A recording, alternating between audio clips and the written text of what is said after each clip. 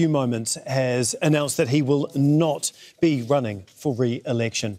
Well, for more on this developing story, Eric Ham is joining us. He is an author and political analyst, and he is in Washington, D.C. Thanks very much for being with us here on Al Jazeera. First of all, obviously a momentous day. Can you just give us a little bit of context how unprecedented this is in American politics?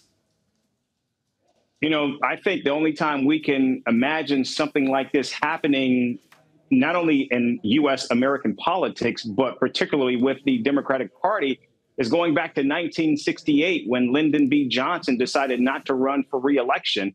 And of course, we saw what happened at the convention in 1968 in Chicago with the turmoil that took place. And of course, we know Democrats lost that year. And so this is going to be this is shocking. And now the party, the nation is, I think, wondering what comes next. What happens? We just saw the statement put out by the president, and it says nothing about whether or not he's going to endorse his vice president or even what the process will look like at that in terms of who will now be the candidate to take over for the Democratic Party. There's so much now up in the air, particularly in terms not only of that, but where does that $300 million that Biden already has in cash on hand, where does it go? Can whoever takes his place, can they get on the ballot in those key battleground states of Wisconsin and Nevada? Now that the deadline has closed, and will the Republicans actually challenge whoever the Democrats put up in the court of law? So there are so many issues that are still up in the air. It's a very fluid situation right now for the country as it looks to who its next president will be. So much uncertainty, like you say, but it comes after so much pressure on Joe Biden to do exactly this, to step down after that debate performance, which was ridiculed and has basically seen his poll numbers plummet, and many of his most fervent supporters up until this point basically change their mind and say that he has to step down. What do you think changed Joe Biden's mind? Look, we have to be clear about something, and we have to be clear-eyed about this, and we also have to be honest to people who are watching. This was not the voters. This was not rank-and-file Democrats who actually called for Joe Biden to actually step down.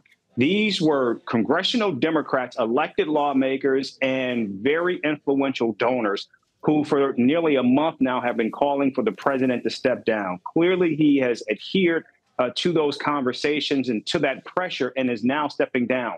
I think what eventually led President Biden to this decision is he had to basically do what was best for the party and what he thought is best for the country, because what we know is many of those influential donors had made clear that not only would they not provide any more resources to the Democratic ticket to the Biden-Harris campaign, but they would not actually provide any money to those down ballot candidates, those races, to those members who are trying to retake the House, Democrats who are trying to retake the House, and Democrats who are trying to hold on to the Senate. So what we saw here is that influence and that money spoke very, very loud, and Joe Biden simply heeded that call.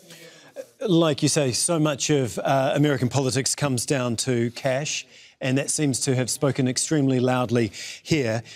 Do you think that Joe Biden made the right decision, or will we only know the answer to that come November?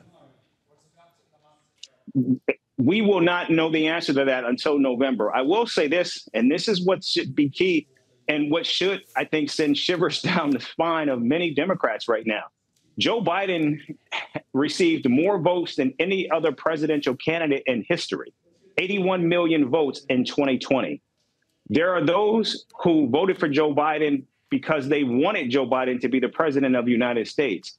It is unclear what many of those voters will do. Will they trust this Democratic Party going forward? Will they trust whoever the nominee is going forward? Can the Democratic Party work out all of these issues and be a viable party going forward? How are many of these independent voters going to look at this party now that it's gone through so much turmoil?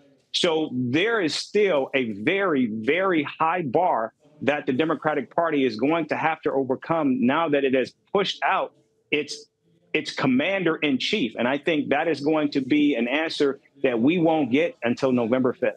Yeah, maybe to ask that same question in a slightly different way, does this make it more likely, though, that the Democrats can win come November?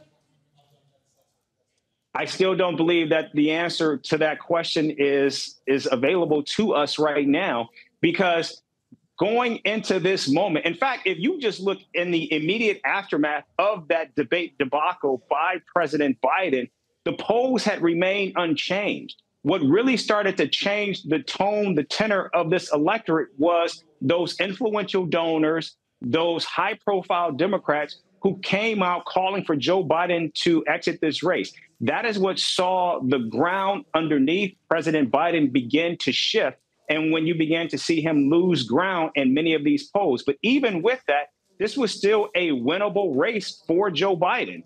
But now it's unclear what will happen. And also, it does not mean that this is a clear pathway for Donald Trump. I think Donald Trump is still a very polarizing figure heading into November.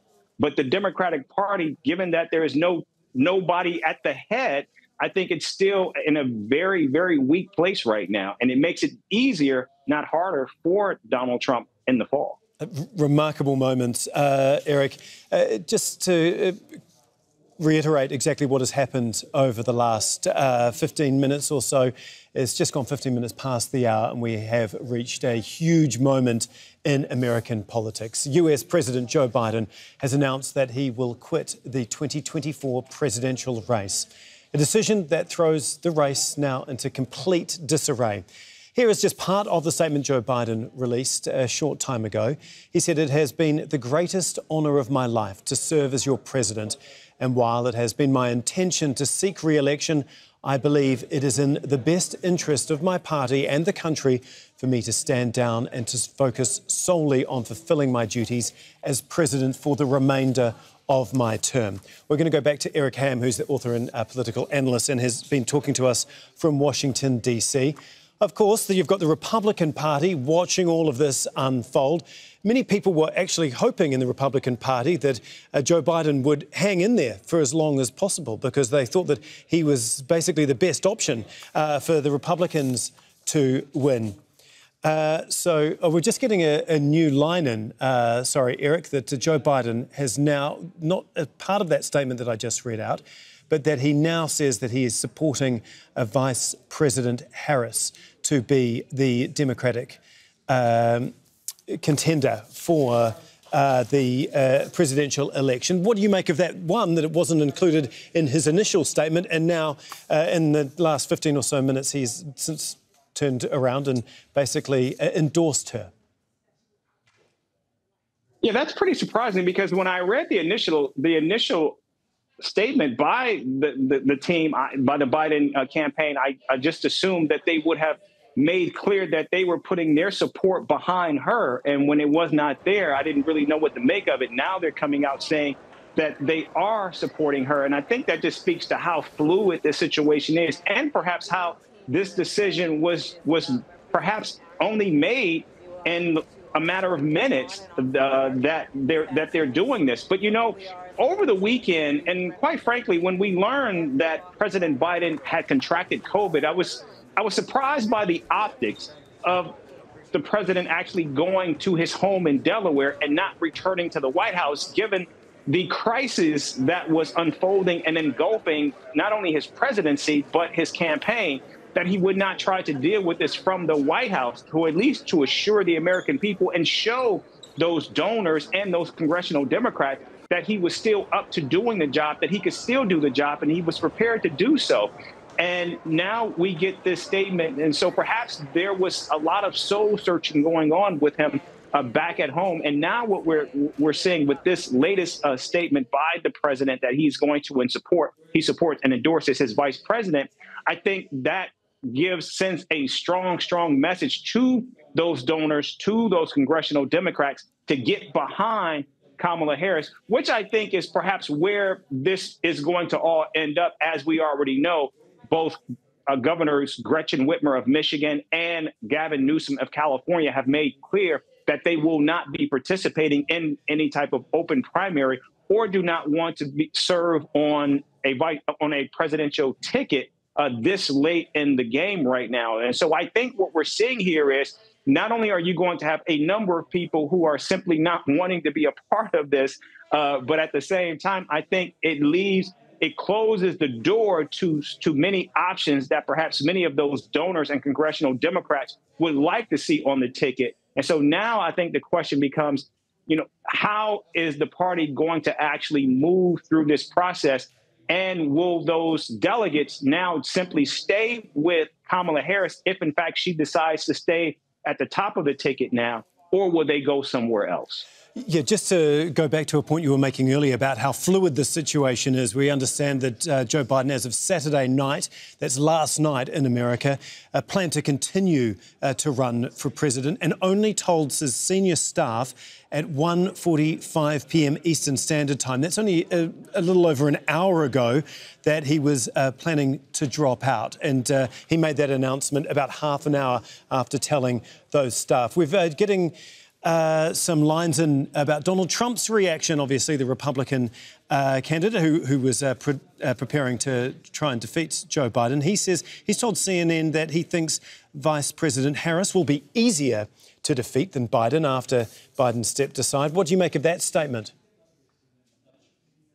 Well, I think that sounds about, I would expect to hear that from him. I mean, one thing the GOP nominee does not want to do is show any sign of weakness, and also continue to assure his supporters that they are prepared for any direction that the Democrats decide to go in, and that they are prepared to continue to run their race, and that they are still focused on winning in November. OK, Eric, thank you so much for your insight. We really do appreciate it as this story rapidly develops here. Thanks so much for joining us. You bet. Happy to be here. Thanks for having me. Make sure to subscribe to our channel, get the latest news from Al Jazeera.